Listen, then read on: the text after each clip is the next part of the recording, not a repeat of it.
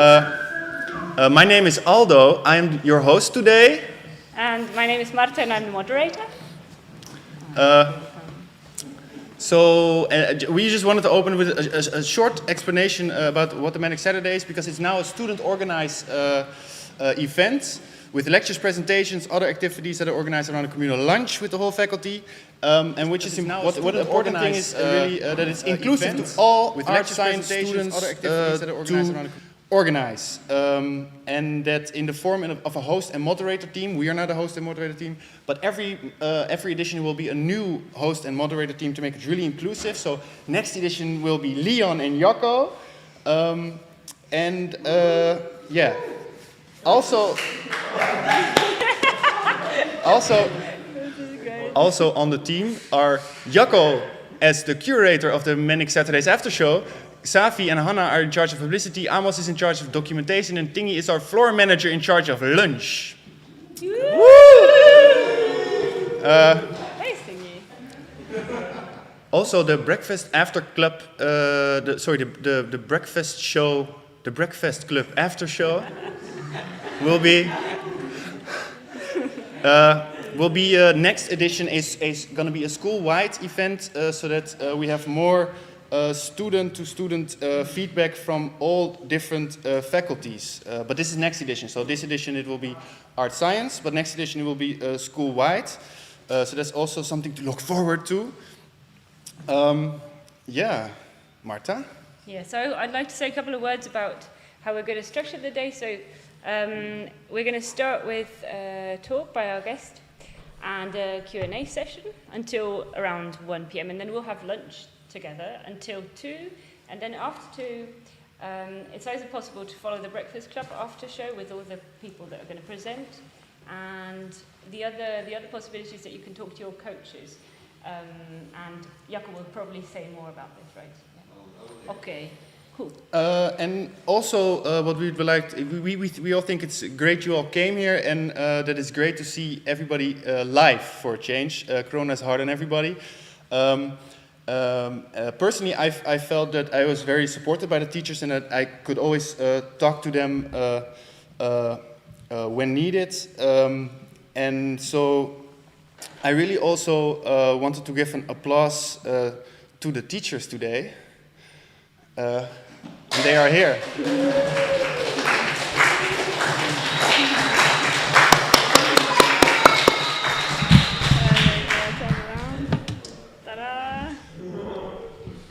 And hopefully Taco will say...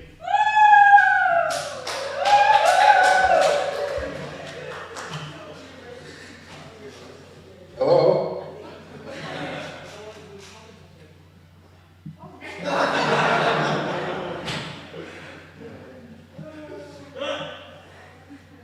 Is there audio? Yes? Yes. Great. Hello everybody. Great to see you. Live from Dublin here. I'm going to say just a few things, and the first, of course, is that it is great that this is being organized now by students, and I would like to have a big applause for the organizers, for the whole team.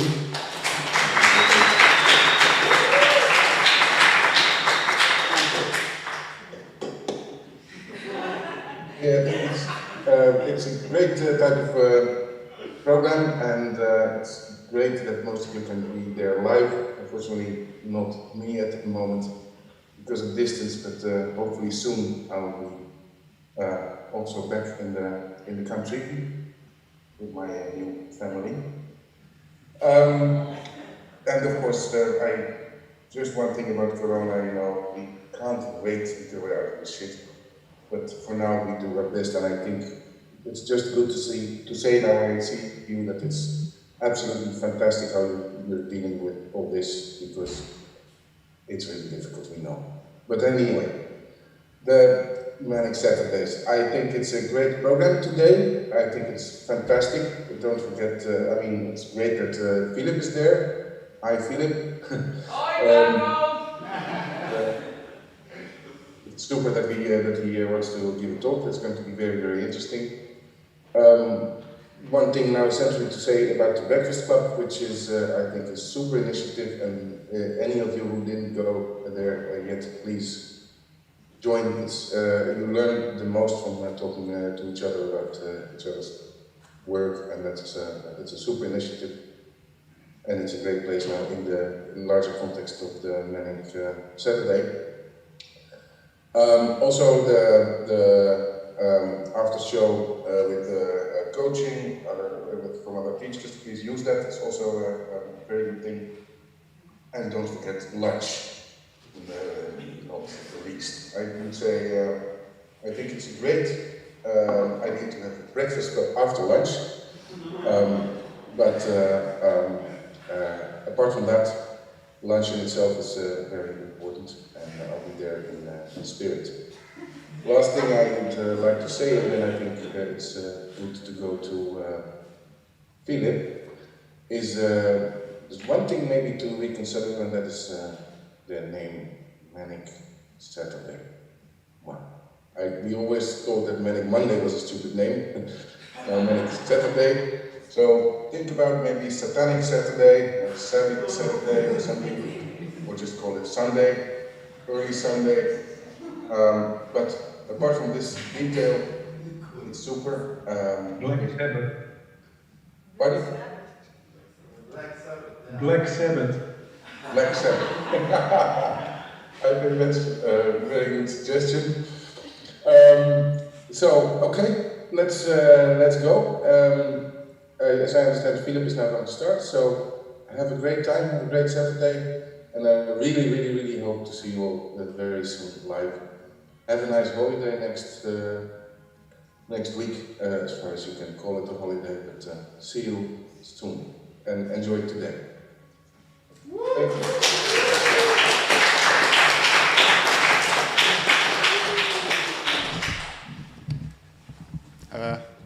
Marta.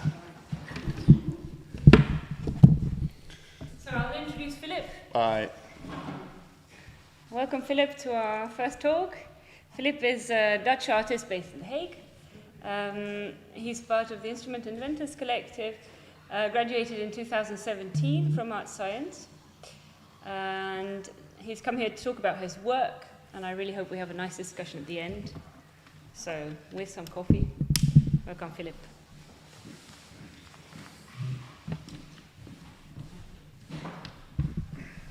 Good morning, everybody. It is a delight to be back in this school, and so much has changed here as well, especially now with the corona. Thank you so much for the team for inviting me, and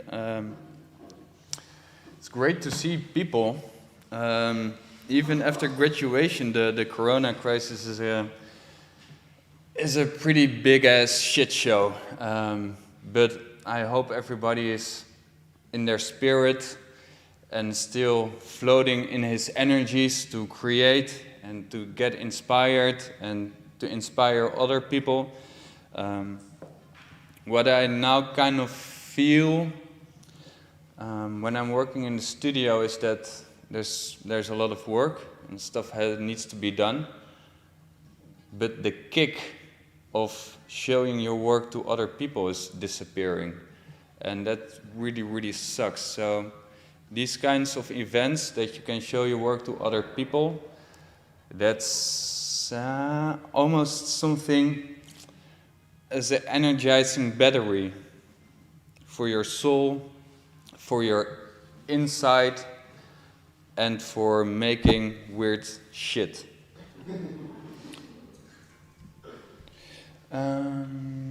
Yeah, I think I'm just gonna show a little bit of work, and then we can stop and talk a little bit about it. I have as well some other video clips of how the work came alive, because mostly it's just figuring out and everything is going wrong, and it's as well about trusting that you're on the good path and believe in the material you work in. And for me it is as well that somehow the material is going to make choices instead of me. Yeah, sounds a little bit weird and vague, probably. But yeah.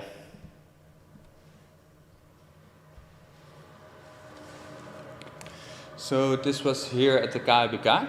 This was Fan. And it's an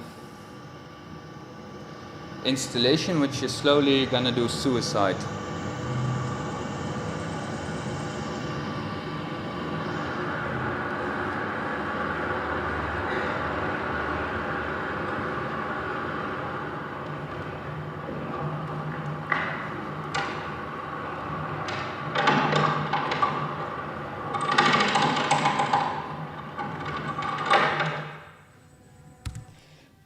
And in the end it collapses and it's like a big boom. But nevertheless, when I was testing and playing with it, there were these incredible sine waves and all these different figures. It was, wow, didn't expect that. So the next thing I kind of tried is how to make something stable. So it's not gonna do suicide anymore, but it's extremely harsh and it's gonna do weird things. And that's called 10 meters of sound. So it's elastics which are moving.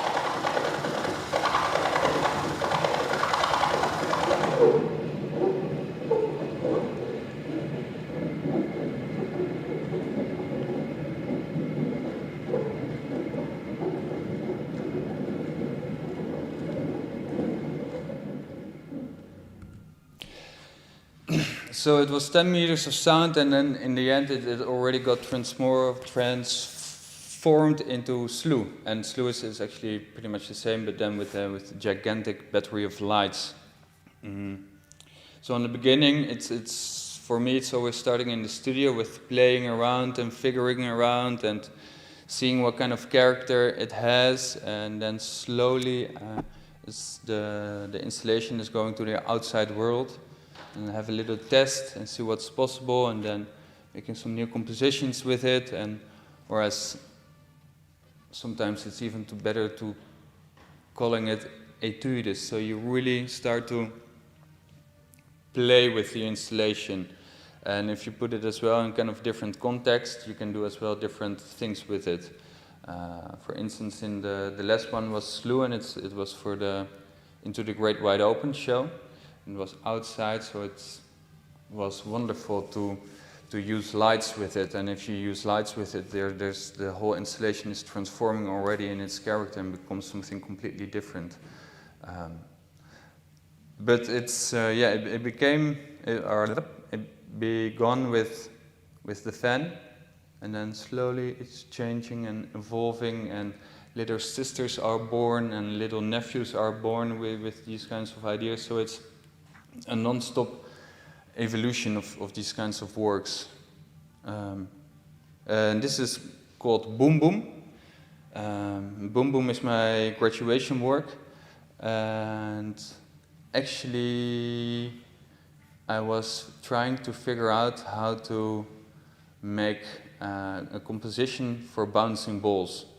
And because I had this beautiful idea, which I still want to make, that if you have a hallway and you shoot a bouncing ball extremely fast, you go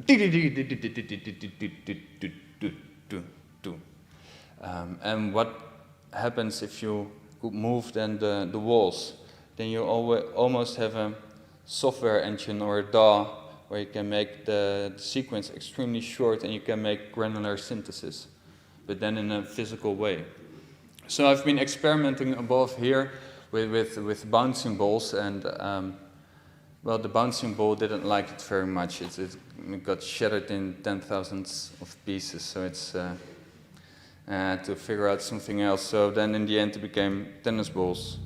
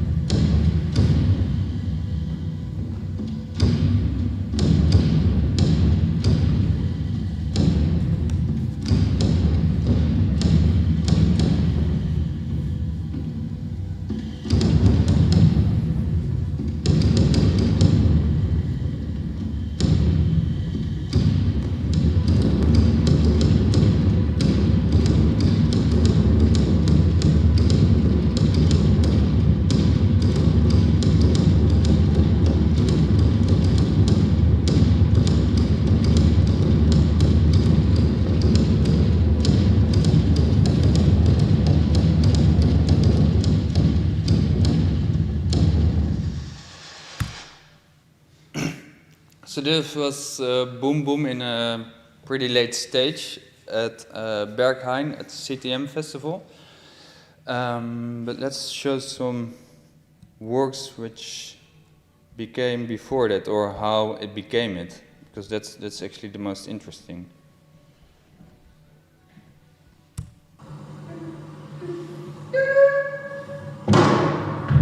So this was after the bouncing balls idea with the tennis balls.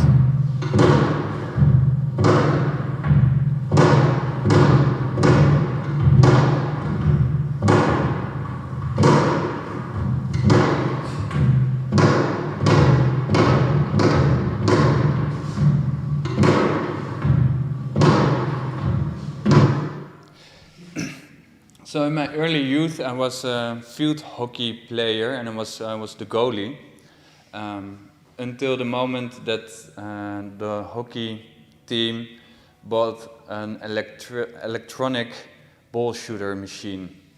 So at one point at the Wednesday night, we had practice with the whole team, and I was sitting in the goal, and the whole team was behind this electronic machine, and they were shooting, and because I was extremely well gifted goalie, so I could hold all the balls, and they were extremely annoyed.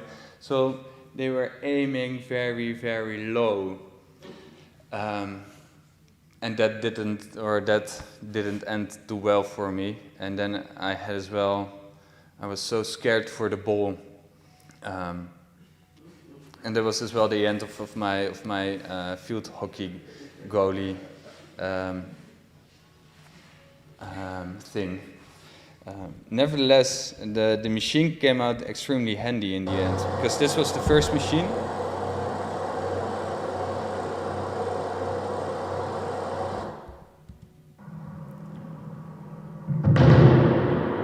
And this was actually the principle of Boom Boom. You have a machine. You have a lot of balls, and you can shoot at something and the ball is going back. And I was doubting very much about it if I wanted to make it, because I was reading a lot, and I was writing my thesis, and I had a lot of theory. And well, is Boom Boom, says that something about the world, or should I put it somewhere in a theory? And I have some books here, and it took me kind of a while, because I really love reading, and I really love to kind of do a study. but how should that involve in my physical art practice? How do you combine these two? So let's make it physical. The books are here, and all the podcasts, everything you read and everything you consume, all the intelligence, knowledge. And then kind of here is my own practice, and I was kind of dealing with it for how should I deal with that, because it kind of feels far away. And I want to hold those books actually while I'm working somehow. But it doesn't work, because if I try to do that, if I try to combine it one-on-one, I would never make something like this. I would kind of have one idea, and the idea is fixed, because that's how the theory is going, because there's almost already an end result in it. And I was at Sonic X Festival, I think, and Kokkie was there, and everybody is at day 2 is already really tired, because it's clubbing until 5, 6 in the morning, and then there's this harsh, hardcore theory happening at Paradiso, and everybody's half asleep, half awake, and they're just spitting out knowledge into you. But I think I learned my lesson there, and that is to, how do you say that? That you trust your brain somehow. So the information can come in, you should read everything, and you should read a lot, watch a lot of films, and then just keep it in the mind. And then somehow, somewhere, it starts to do as well something while you're making stuff, and it's not becoming one-on-one anymore. It becomes more a kind of a fluid, dynamic, strange, wonderful thing. Good morning. And then in the end, if you make a lot of work, then for me it's time to reflect, and then you can see, did this, they're interweaving. Oh, wonderful. I can see that and this is a combination of certain things, and I can see a kind of an autograph on everything which I'm doing. And then you can go kind of psychologiseren. How do you say that in English? You can go even that far, and you kind of see certain ways and certain interests of what you're doing. But for me, it worked very well not to be that much one-on-one with theory and what the artwork is about and what it should be, because that's as well two things: the experience of the artwork and what it becomes, and they're not having the same timeline. For instance, when I made Flap Flap, which I will show you in a second, it starts to, when it was finished and when it was playing a lot of time, I kind of knew what it was about. So that's as well something to have to do with trusting the installation and trusting yourself in it.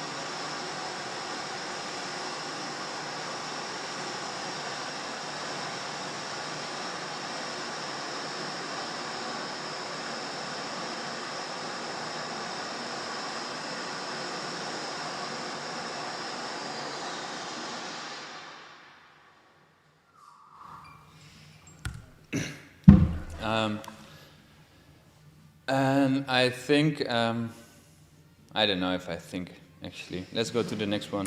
What do you think it is about now? Well, there's of course a lot of interesting subjects where you can put it in. So it's a kind of a choreography.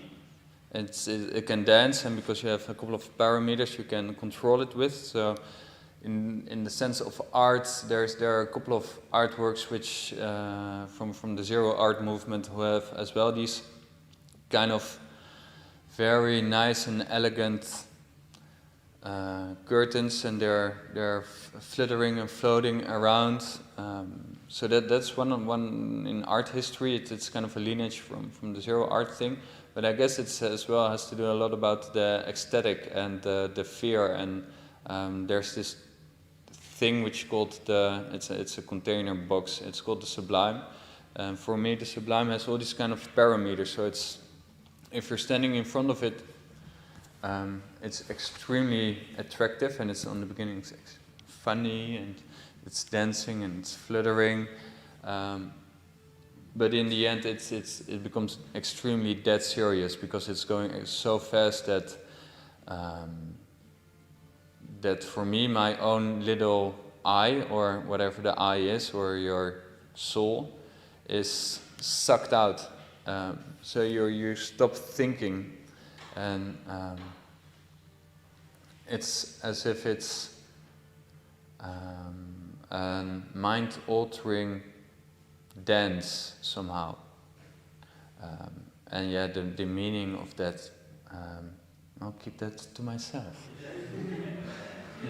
You shouldn't say everything here, but I think it's yeah. If you guys have questions, let's pop them up extremely fast so we can have a conversation about it. I like to write as well a lot about the works, and as well if I make a composition, I write a kind of a children's story, so it's about the characters of the thing, and I keep that extremely to myself, and most of the time, for me it works very well to sit around in the corner on a carpet, and I have my little stifts, and then I start drawing things, and then somehow I become so extremely childish that it becomes very much fun, and the narrative is extremely simplified, and because of that I can use it as well in my parameters, and if other people see it, they see something completely different, and that's perfect.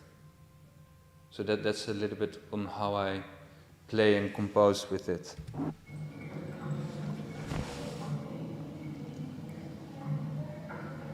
And these are the series. This was in the Amstel Park, and before was in Stedelijk Schiedam.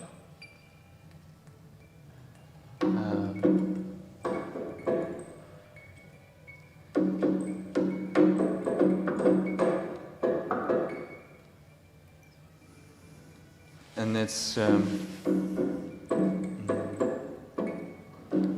there has been, of course, so many experimentations, starting with Dan Flavin and the Children of Light and the whole school, and in contemporary electronic music, the TL light is a very big thing. Nevertheless, they make it very much sterile, very much, oh, look at this beautiful light. And at this moment of time, there's something changing, and that is that everything is becoming LED light. So these lights we were seeing, they're dying, they're passing away. And the idea actually was to start to have a library of TL lights, and so I can keep these pretty sounds, because these sounds are so wonderful. It's like if you're on the Swiss Alps, and it's so clear, and ding ding ding, and at the same time the whole light itself becomes kind of a boombox and makes this very sticky, masculine, old wop wop wop wop, and this is a sound which is disappearing. So the idea was actually to have 500 or 600 of these and then put them in one room and put them on. And nevertheless, due to Corona, it never happened, and in my studio there were laying around something like 400 of them, and I got rid of them. So this whole project is kind of didn't see the daylight, but smaller versions came to light.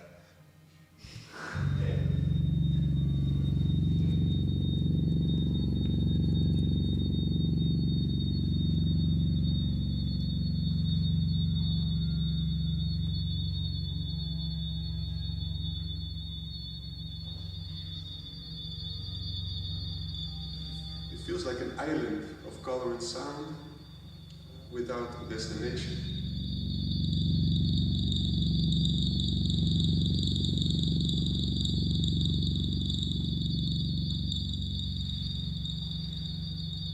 You don't feel like you're somewhere anymore.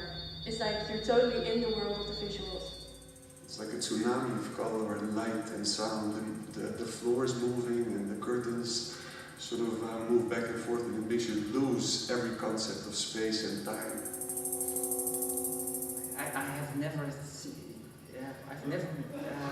experienced something like this before.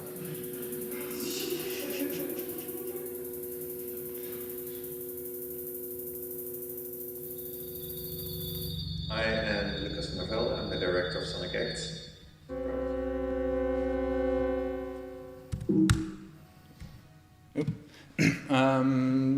This work is called More More. I was asked to do a big show at the W139, which is an art space in Amsterdam. And here at the KBK, I was already very much interested in Moiré, so More Moiré 1 I made here actually, and it's for me it really had to do that if you're in a closed space with only Moiré, where would you go? Where would you be? How much patterns would you physically could you handle, and where's the border, and what happens if you go over the border, and what happens if you put so much light in it that you're that in your experience that you're dissolving, that you're melting away to wherever you are. And the W139 has a big hole, something like this, but then flat whites everywhere. So the idea was to make one gigantic Ganzfeld in there, to play around with the curtains. And I had the opportunity to test it before. And I did that in Weesp at the Domein. And the wonderful thing was there they said, you probably need some other production people with it. Let me first check where it is. Here.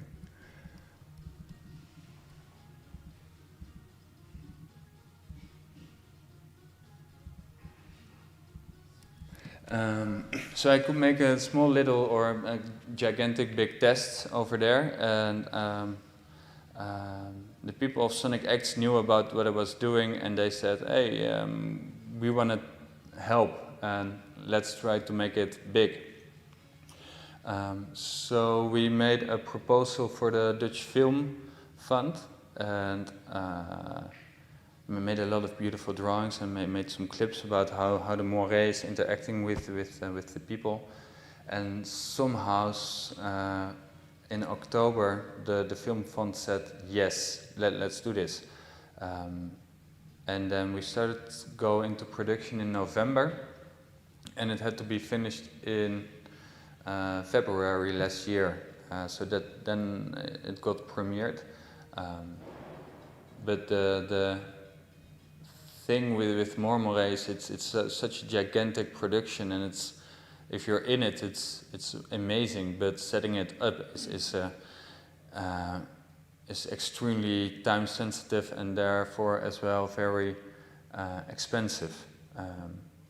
So what we did before was making so many tests with the light that I could almost do a whole study beforehand without setting it up. And now I'm doing a residency at SML Studios, and now we're working in a way that we don't have to set up the installation, but that we can, in a virtual way, can test all the lights, so that that we can build all the parameters already within it. And these are some very early tests. So this is actually what you see inside of the installation.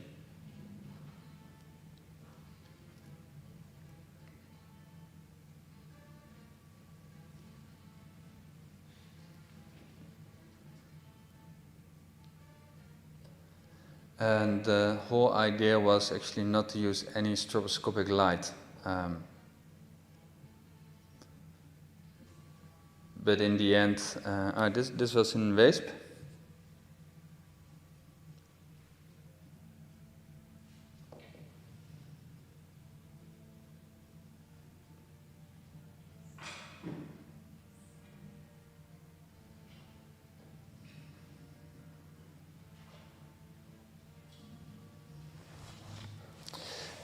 In the end, the stroboscope worked extremely well. And that is because if you're inside of the installation, you have all these patterns and you have all these blips and blocks everywhere. And what's happened if you have a after image is, of course, that you see as well kind of a block. So in the end, for the Sonic X composition, I was doing my extremely childish thing, and I was somewhere in the corner writing this kind of a semi-composition, or what the Moiré wanted. Because if you're inside of the installation, the patterns, they want something from you, and what could it be? So what would I do if I was a pattern, and you guys would be there? So I thought about it as if it is a virus, and then slowly, when you move, then it starts to move as well. And then in the installation, there's above there's this machinery, so it can move by itself. So then suddenly, as a viewer, you don't have control anymore about the Moiré, and they start to behave and they become to get alive. And then there's all these interesting lights, and these lights help you actually to have no depth anymore. So you're kind of waving away already, and it's extremely hard if you only see Moiré and you don't see any depth. And if the light is already normal, you start to have all these wonderful experience of having little hallucinations, because your eyes cannot hold up anymore and your brain does not know how to function. And then slowly, of course, the pulsing is starting and the strobing is starting, and the sound is pretty rough and harsh. And yeah, then suddenly there's this weird play of things you have in your eyes and in yourself, in your brain, and things you see in the outside world, and it's completely melting away, and it's kicking out every border there is. And that's something I really enjoy. And this is now a project I've been working on as well for a pretty long time. So I first made a lot of tests actually, and actually what I now want to do with this work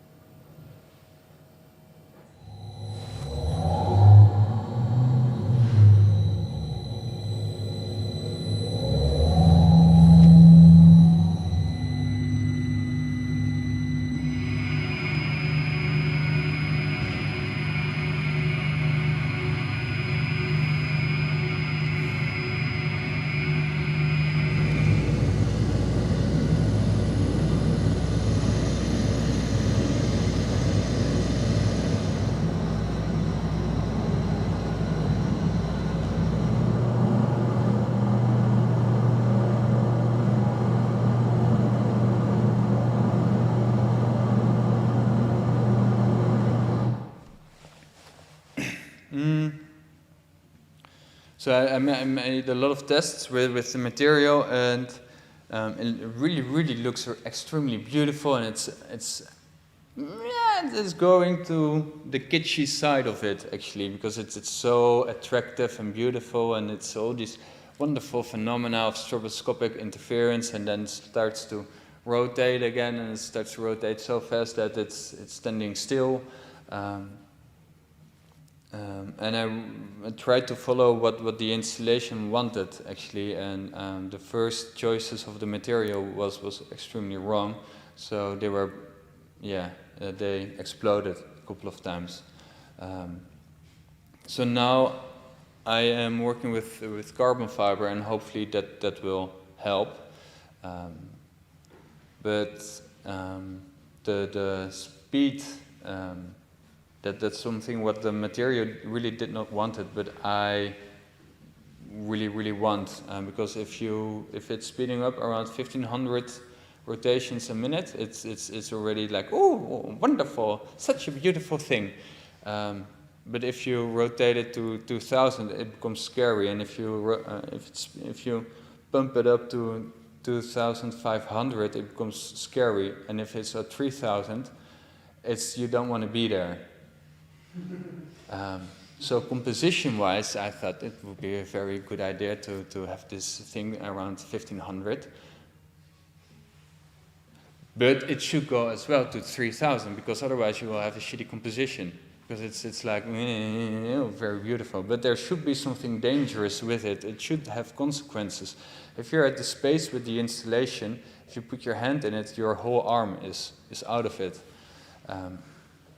And that element of danger is very important to me, because these phenomena, they're so pretty and so much as well in your brain, but it would be even better if it's really physical.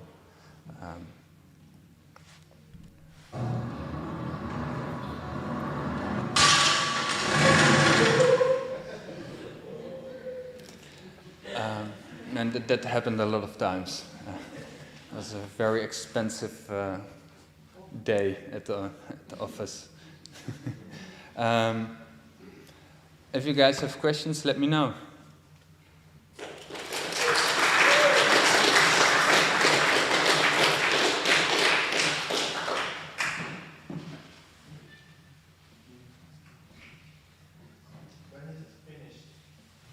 It's a very hard question. It's never finished, actually. Because there on one hand there are as well installations, and in the other hand there are as well instruments. So if the installation is finished, then you start to compose with it, actually. So most of the times for every exhibition there's a new composition or a new thing or a new element in it. Nevertheless, if somebody buys it, then it's gone, actually. So that's the only rule. It's clearly not finished. I can show you something. I just made this work. And friends of mine could do the opening of the Rotterdamse tunnel. And in the end, some artworks got cancelled, and they asked me if I wanted to do something extra. 10 meters of sound was going there already. So I always had in my brain to have a new kind of a flap-flap, a new sister or a new brother of flap-flap. So that's this work.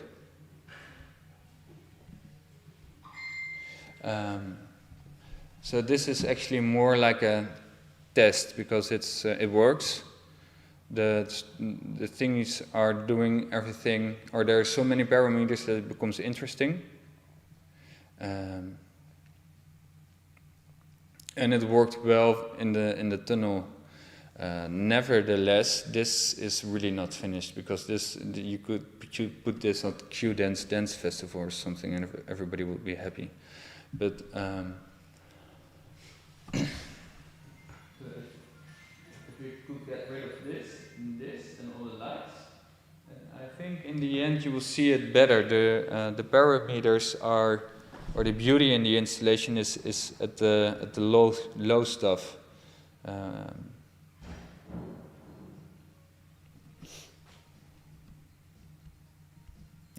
takes a little bit of time.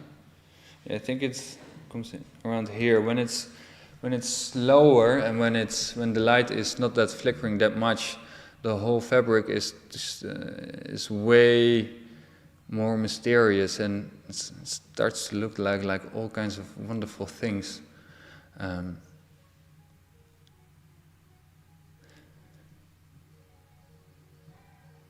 So here the beauty is more.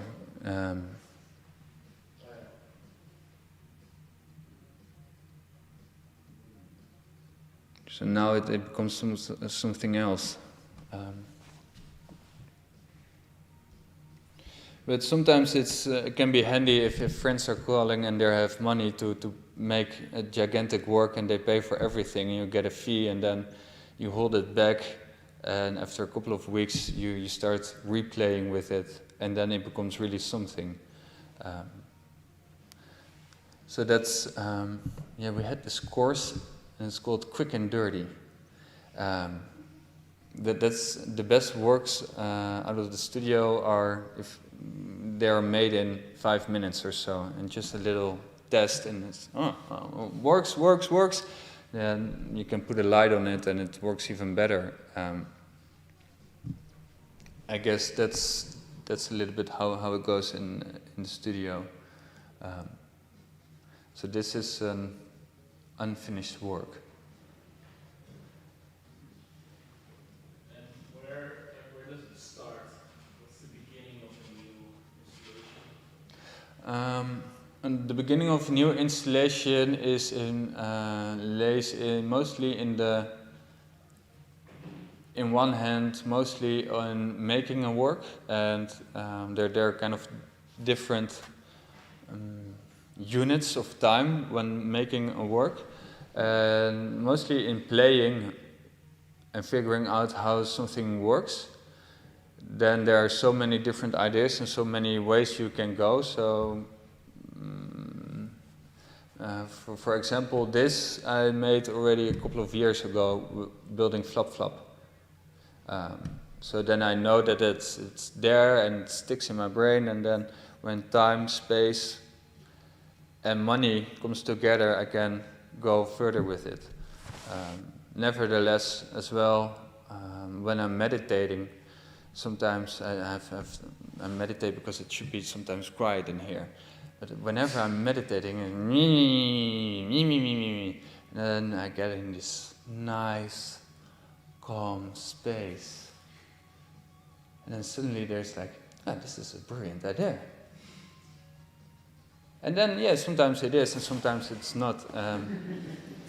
And sometimes I now have a kind of a machinery which keeps all my notes at one place. And whenever I'm in the right setting and in the right mood, I can sit on the couch and start drawing without thinking, and then suddenly there are some different ideas.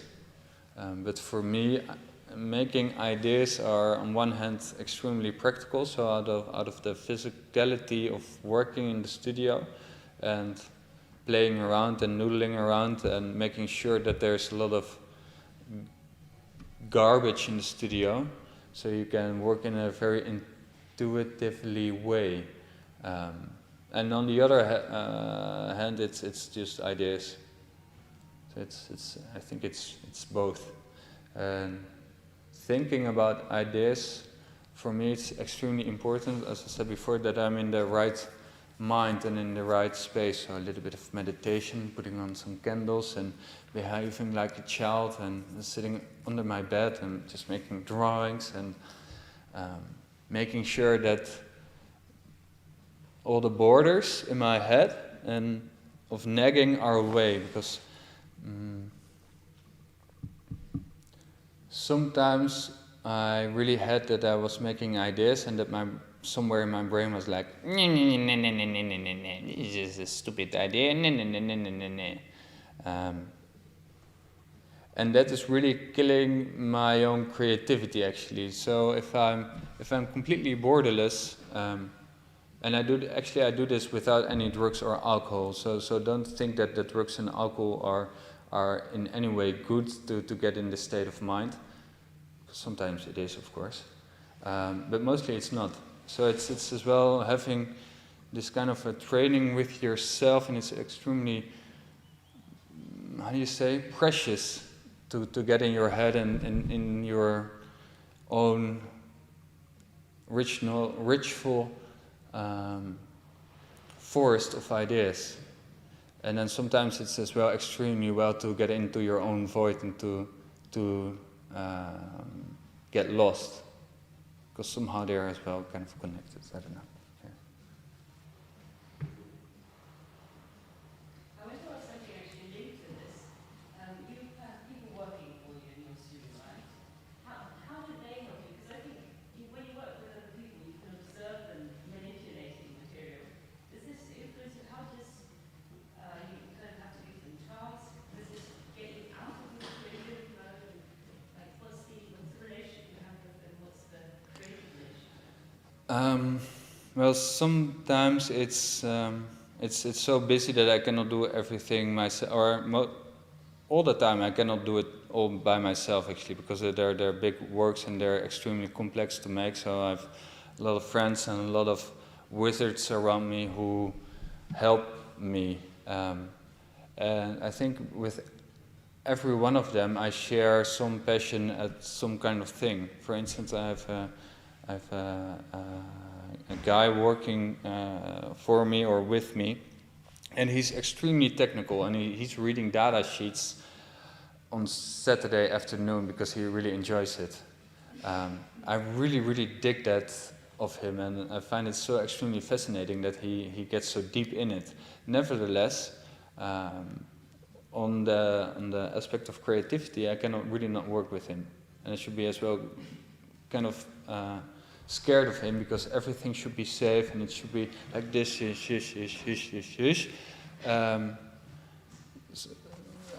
do you say? Well, he's like the really into the data and really safe, etc., etc. But for me and for the artworks, it's not good to be in that kind of a realm. So I have to step aside and do something else. And the thing now actually is that I became last year I became as well kind of a manager, and that's as well something which I can do. I studied production at the film academy, but as well I'm complete chaos. So in the end, it's not very fruitful. But I think that's as well something you have to go through, and I'm learning how to deal with that, and it's really not easy. It's extremely complicated, because if somebody else is welding, then yeah, if somebody else is welding, it's maybe even better than my own weld, and it doesn't feel like it belongs to me. Nevertheless, in the end, I don't really care, because it has to be finished. So a deadline is then as well extremely handy, because there's no time to have these extremely micro thoughts about the work. Some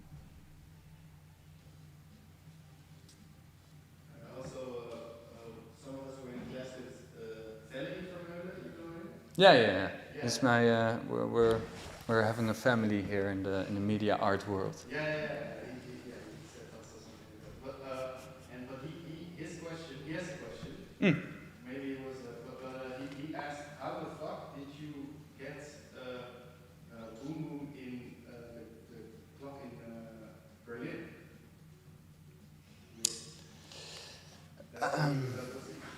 That was his question. How the fuck did he manage to do that? Well, I didn't do anything. I was invited to do it.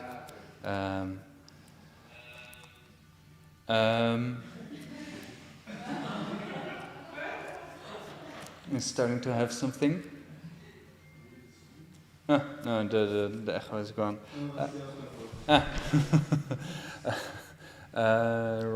whoop, whoop, whoop. I was asked by Today's Art to have Boom Boom at their festival, and some of the festivals have a big network. So the festival itself, it might not be that interesting, but there are so many curators and other people or other sister partners of the festival coming, so it becomes interesting to put it there. Sometimes especially when you begin, the payment is extremely shitty. Nevertheless, I did it, and then the guys of CTM Festival asked me, well, we think we have a nice space for setting up Boom Boom. What do you think about Berghain? I was like, oh, yes, why not? Good work, yeah, fun. And for this example of Berghain, the space of Halle am Bergheim is so gigantic that it really ruins Boom Boom. Because when Boom Boom was here at Gallery Space, the space is so small and Boom Boom is so big that you really feel the danger, and you had to be very close to the installation, and you would smell the rubber of the tennis balls, and you could be so close to the balls that you really hear it when you were close on it. But at Berghain, it's so big, and the space is much thicker and cooler than the installation itself. So so I thought the only way to change this is to put the lights out.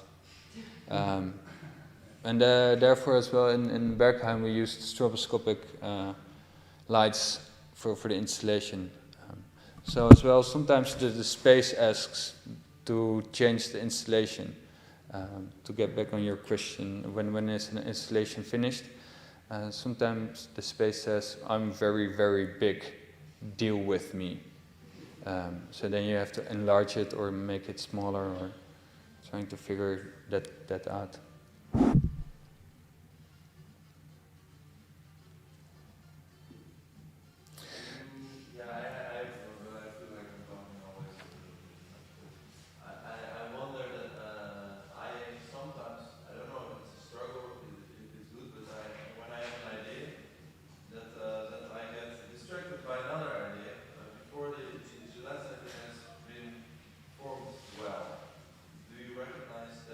Yeah, it's all the time. It's extremely annoying. But for me, the annoying thing is that one idea is good, and then you're working on this one idea, and then it's evolving to something else already, which is good.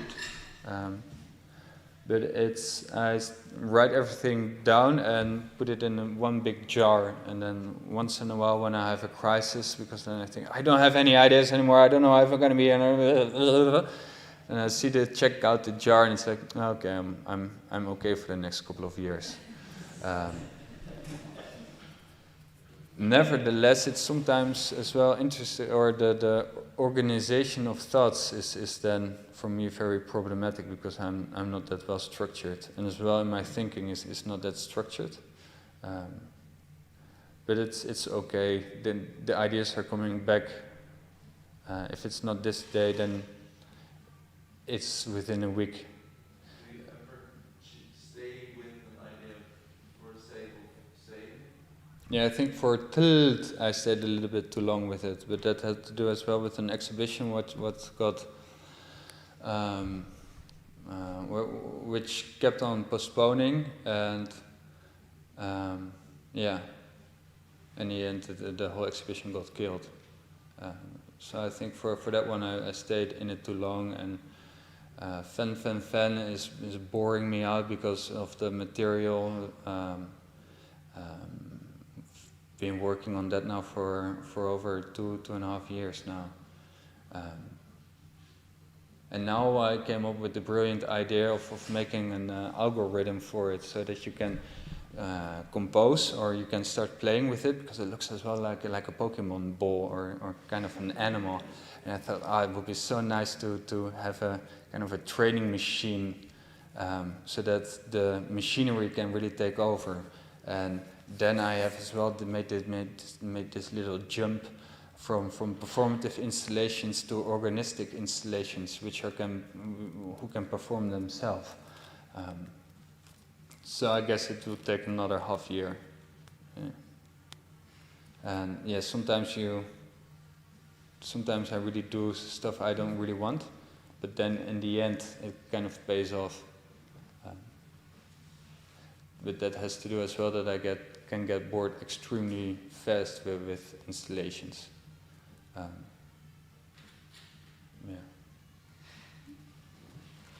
Well, I think we should get into the break phase. If anybody wants some questions, just people stay around with us at least for the break. Yeah, for lunch. Yeah. Free lunch. Good.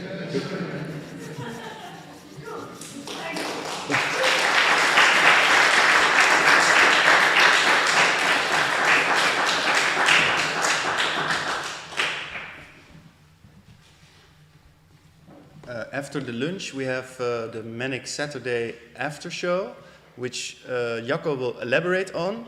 And we also have the Breakfast Club in PA 007009 with 3 different performance presentations. So after the break, we maybe see each other here, but then we also can go to both spaces. Jacco, do you quickly want to say a little bit about? What might be handy for you to decide now, Aldo, or maybe Hannah has to here, what time that performance is going to take place? Because the rest can be walking, but it's good to... I think if Hannah can start at 2. At 2? You do it with Max, so... Yes. Yeah. If Hannah can...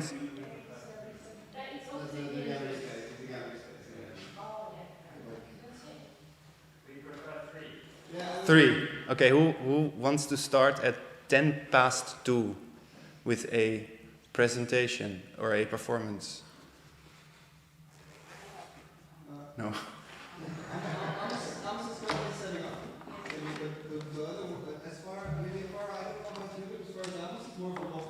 Yeah, Farah is more for.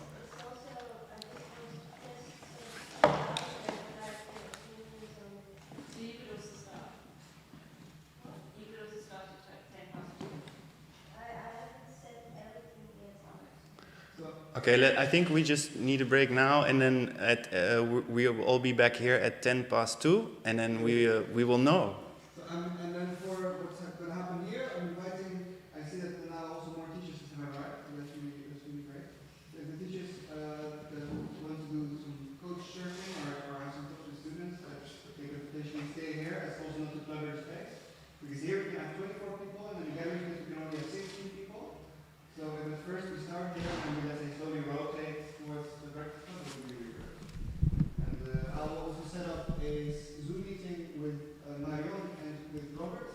They will also join us through the cyberspace. Cool. All right, that's the people. That's not the people, but let's eat people.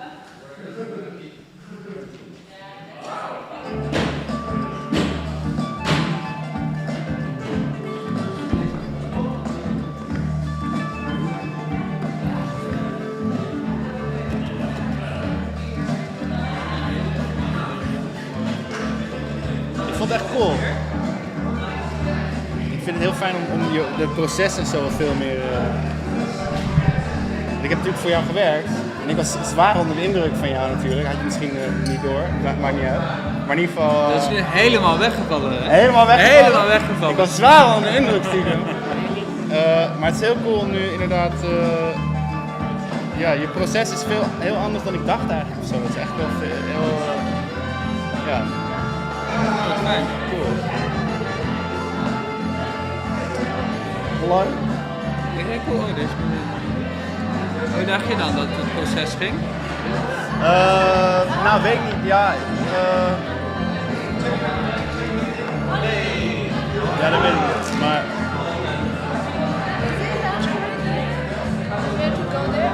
Yeah. We all go outside now, yeah.